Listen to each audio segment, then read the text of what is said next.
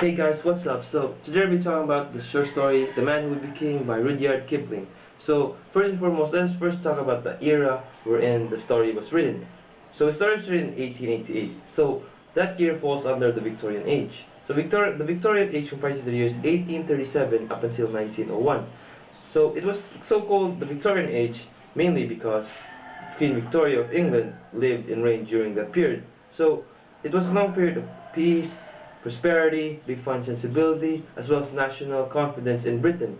So to talk more about the Victorian age, me and my group prepared about a video to further discuss what happened during the Victorian age.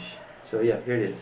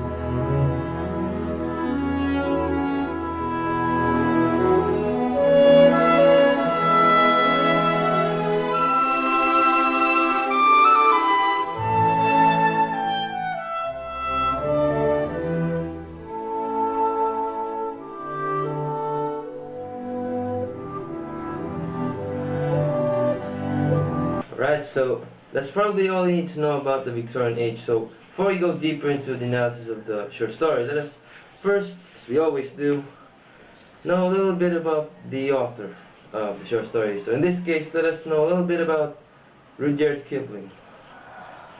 Rudyard Kipling was one of the most famous British authors from the 19th and 20th centuries.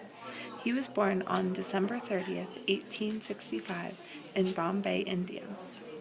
His mother's name was Alice MacDonald Kipling, and she and Rudyard had a very close relationship. His father's name was John Lockwood Kipling, and he was a principal and professor of architectural sculpture. As a young boy, Rudyard loved the colorful world of India, and he loved playing in the busy markets with his younger sister Alice. It was a blissful life for the young child.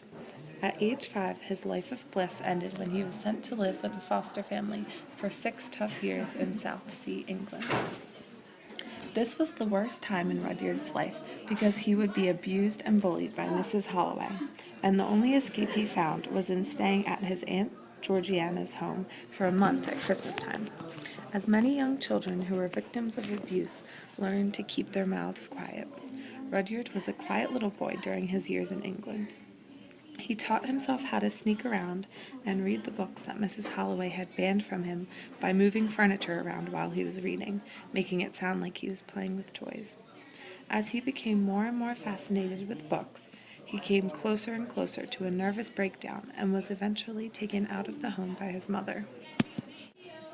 In January of 1878, Rudyard began attending the United Services College in Devon, England. It began as a tough adjustment for him, but in the end, he ended up building many strong friendships. These new friends and experiences helped inspire Kipling to write his first novel, The Light That Failed, and set of short stories called Stalky and Company. Once Rudyard had finished his schooling in Devon, his parents decided that they could not afford to send their son to Oxford.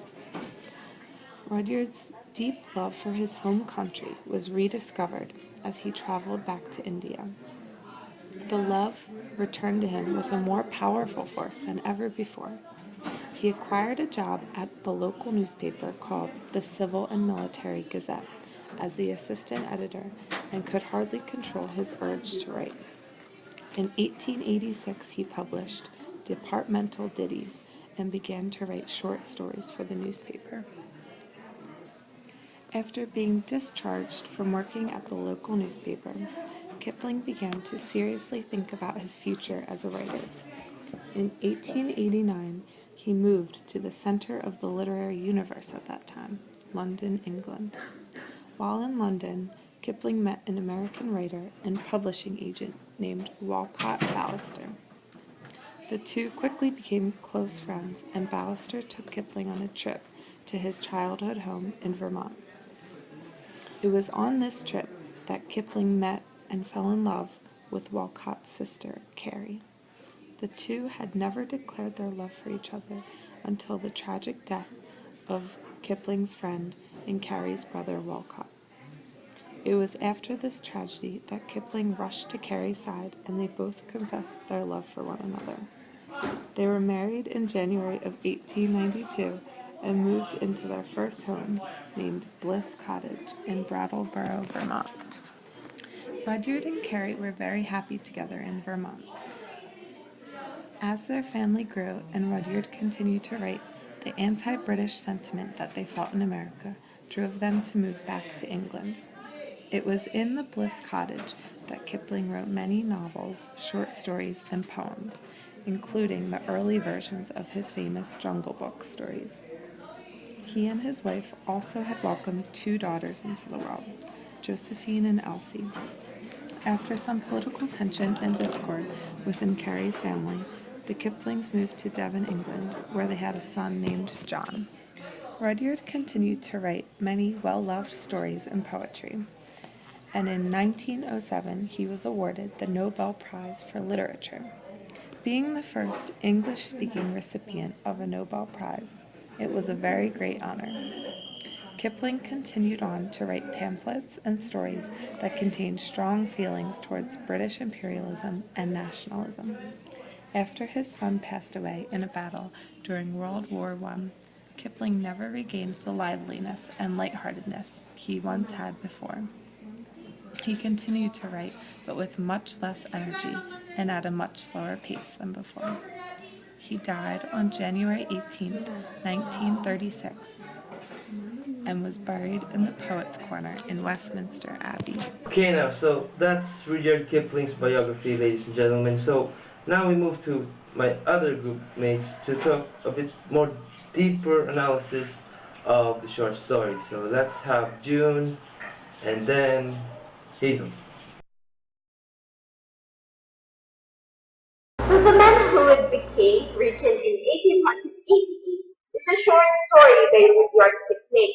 So it is about two British adventurers in British India who become kings of Kafiristan. So Kafiristan is a remote part in Afghanistan.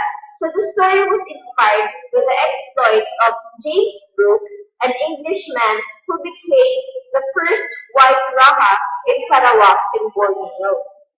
So, and by the travels of American adventurer, which is Josiah Harlan, who was granted the title Prince of Gore in perpetuity for himself and his descendants. So, it incorporates a number of other factual elements, such as the European-like appearance of many Nuristani people and an ending modeled on the return of the head of the explorer, Adolf Shagin-Twig, to colonial administrators.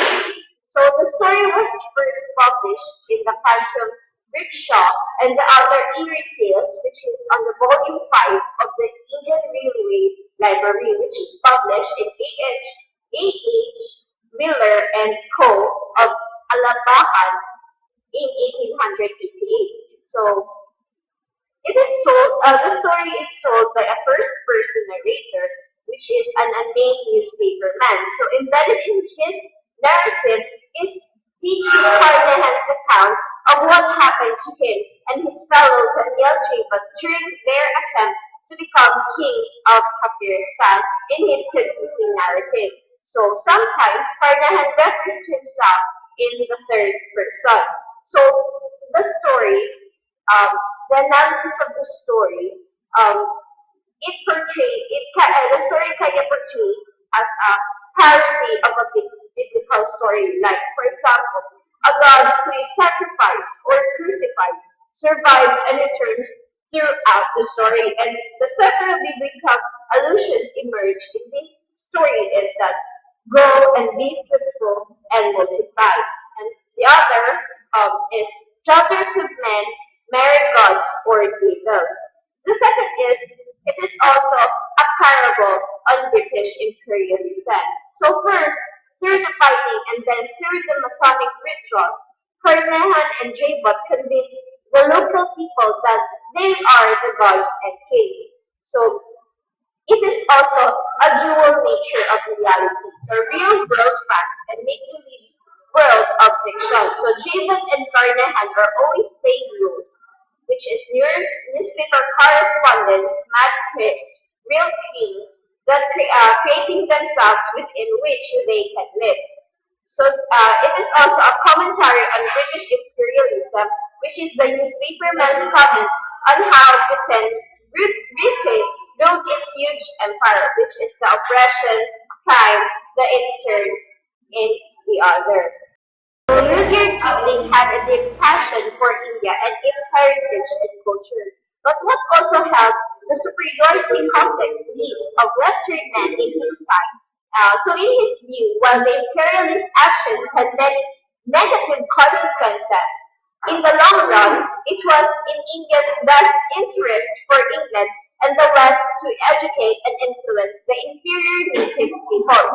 So the man who would be king, in The Man Who Would Be King, so Kipling shows the arrogance of Western men and the necessary consequences of ambition. So the two men, which is Carnahan and Jabot, who attempt to set themselves up as a kings, find that their ambitions are only good as far as their subterfuge holds up. So When they are exposed as men instead of gods, the native people turn on them. So Kipling's view here is that the direct invasion of a native culture to better their subject or educate them, but to exploit them as a servants and slaves. So had their intentions been more altruistic, they would not have lied and set themselves as gods, but as leaders who wished to better the people, instead by using their technological knowledge to attempt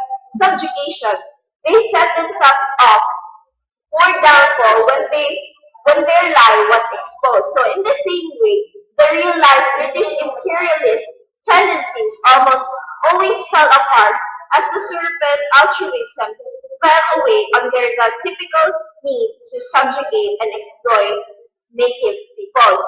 So the basic stylistic technique of the story is keeping structuring it in a sort of parody of biblical history. So complete with numerous biblical allusions. The purpose of these allusions is to give Peachy's tale an externally imposed story framework, indeed, and framework, indeed, the most basic and dignified story framework in Western culture. So once Jabot projects himself into the role of God and as a king, and thus assumes as a position in the kingdom as the fulfillment of the prophecy and legend. Although it must be remembered that Peachy and Jabot are themselves the authors of their own legend. So he is bound to this particular role. So it is only when he wishes to escape the pre-established role and marry an Indian girl that his world falls apart. So when if he is beaten by his frightened intended bride, the cry of neither God nor devil but a man breaks the spell of the story world and propels Jabot and Peachy out of the fictional reality of their own making and back into the reality again. So Peachy and Jabot are not so much two separate characters as they are double figures. So this is indicated not only by Peachy's reference to himself as suffering to Jabot's fate, but also the fact that if Jabot is the ambiguous God-man, then it is Peachy who must be crucified. So Kipling finds it necessary to make these characters split in his story, but he must not only have his God-man die, but also have him resurrected. So thus, it is necessary to have two characters in order to create the mythic.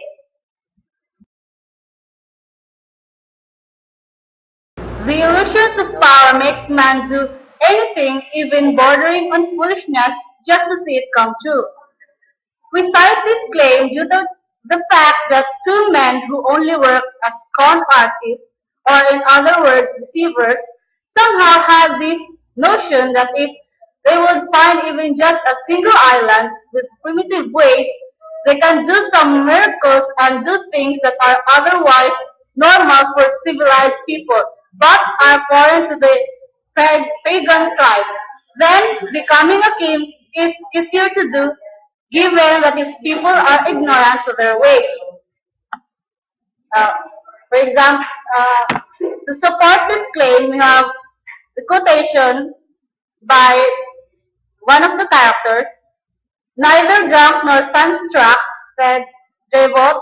We have slept over the notion half a year and required to see books and atlases, and we have decided that there is only one place now in the world that two strong men can soar a whack.